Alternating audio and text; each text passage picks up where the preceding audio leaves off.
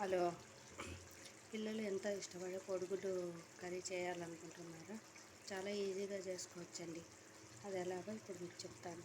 ముందుగా రెండు ఎర్రగడ్డలు రెడ్గా ఫ్రై చేసుకొని దాంట్లోకి ఒక 4-5 గోడంబి, టమాటో, కొత్తిమీర, తెల్లవాయి, అల్లము, చెక్క, లవంగాలు, 4-5 జీడిపప్పులు వేసి మెత్తగా మిక్సీ పట్టుకోవాలి.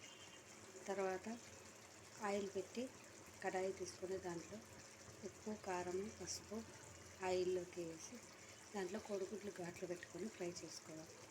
తర్వాత అదే ఆయిల్లో మిక్సీ పెట్టిన పేస్ట్ని వేసి ఫ్రై చేసేసి దాంట్లో ఉప్పు, కారం, గరం మసాలా, ధనియాల పొడి వేసేసి కొంచెం వాటర్ వేసి ఈ వేయించిన కోడిగుడ్లు వేసి ఉడకబెట్టేస్తే రెడీ. ఎమ్మి కోడిగుడ్డు కర్రీ రెడీ. పిల్లలు ఎంతో ఇష్టంగా తినే కోడిగుడ్డు కర్రీ రెడీ.